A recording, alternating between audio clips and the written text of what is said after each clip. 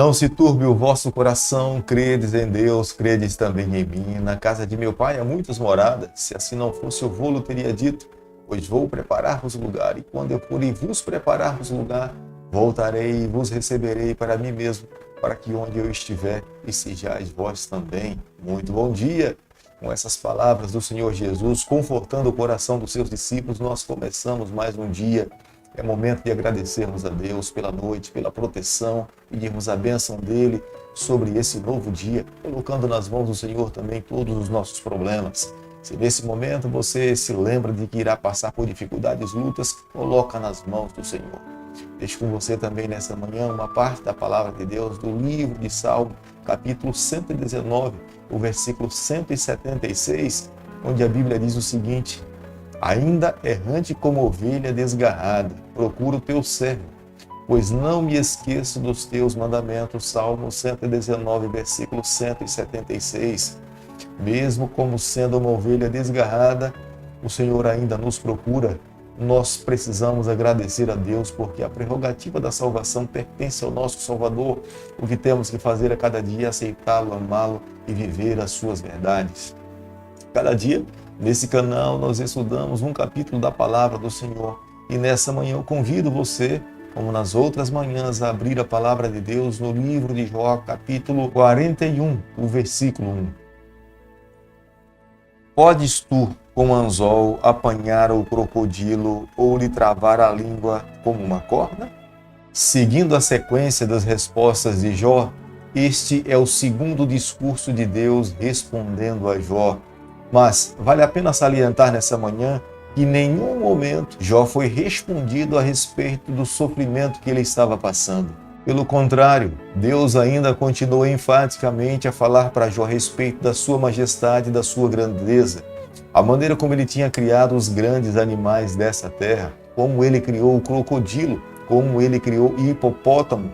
Apesar do hipopótamo comer folhas, como o boi também se alimenta de ervas, de capim, foi o próprio Deus que o criou, embora possui uma extrema força física. O argumento aqui é o seguinte: que Jó pensa em refletir quando ele está conversando com um crocodilo, porque embora Jó não consiga compreender toda a natureza de Deus, mas Jó precisava entender uma coisa: se Deus é o criador desta natureza, desses animais, Deus também cuidadosamente criou o ser humano. Como é que Deus não cuidaria de um dos seus filhos que vive nessa terra? Mesmo que ele esteja passando pelo vale da sombra da morte, nada passa desapercebido aos olhos do grande Criador, Deus de Abraão, Deus de Isaac. A fala de Deus para Jó em todo momento, quando Jó está falando a respeito da natureza, Deus está a exaltar a criação, que é obra-prima das suas próprias mãos. Embora no versículo 1 nós encontremos de uma forma poética a descrição desses grandes animais criados pelo Senhor, mas há uma simbologia por trás. Todos esses animais foram criados por Deus, simbolizam para os seres humanos poderes ameaçadores, tanto celestiais como terrestres. Os grandes mercadores daquela época, eles negociavam todo tipo de animal, mas os crocodilos não tinham condições de serem capturados, nem muito menos serem usados para alimentação. Para um ser humano imaginar em capturar um crocodilo, muitas pessoas acreditam que seja um ato impossível por parte do ser humano. Como é que alguém pode então agora contestar um Deus criador dos crocodilos, criador de toda a natureza? Deus é muito mais poderoso do que a sua própria criação. Se uma pessoa se impressiona com a criatura, consequentemente irá se impressionar muito mais com o Criador. O Deus criador de todas as coisas é muito grande e poderoso. Se nós não podemos capturar a sua criação, jamais um ser humano teria condições de contestar ou argumentar contra o Deus criador de toda a natureza.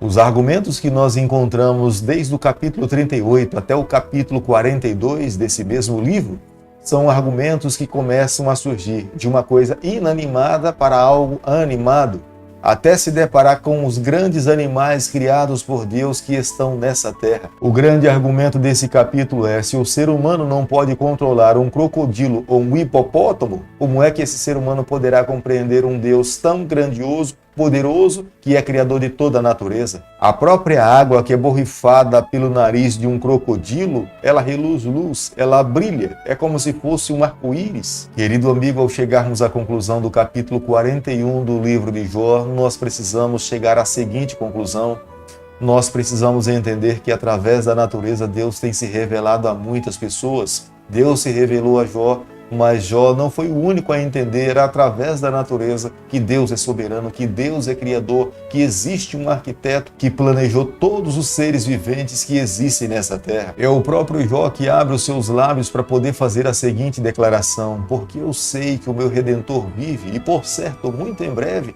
ele se levantará sobre essa terra. Esta era a grande convicção que tomava conta do coração de Jó. Tanto Jó como qualquer outro ser humano é incapaz de controlar os grandes animais que existem nesse mundo. Este era o pensamento que dominava a cultura da época. Portanto, nenhum ser humano jamais poderia contender diante do grande Criador. Deus sempre estará acima de todo e qualquer conhecimento que nesse mundo alguém possa ter. Deus é o Criador do universo. Deus é soberano. O seu trono é inacessível aos seres humanos. O que cabe a cada um de nós fazermos nessa terra como filhos do Senhor é adorá-lo, é reverenciá-lo, é vivermos uma vida de devoção ao nosso Pai. O ser humano, por mais incapaz que ele seja de lidar com a cultura, o conhecimento humano, mas ele pode aceitar e receber a bênção do Criador de todas as coisas. Deus ama todas as pessoas. A própria palavra do Senhor nos ensina o seguinte: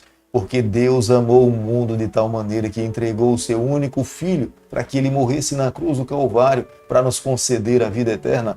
Por isso que nessa manhã eu e você somos chamados a sermos adoradores a cada manhã. Precisamos nos colocar nas suas mãos, nos seus braços, receber a sua bênção para vivermos uma vida feliz. Querido Pai, nas suas mãos nessa manhã nós nos colocamos, abrimos o nosso coração, nós queremos ser do Senhor a cada dia. Fica conosco no decorrer desse dia. Nós oramos, nós pedimos e o fazemos em nome de Jesus. Que o Senhor te abençoe e te guarde. Que Ele faça resplandecer o seu rosto sobre você e Ele tenha misericórdia de você. Que sobre você nessa manhã Ele tome nas suas mãos e conceda a sua graça. Em nome de Jesus. Amém.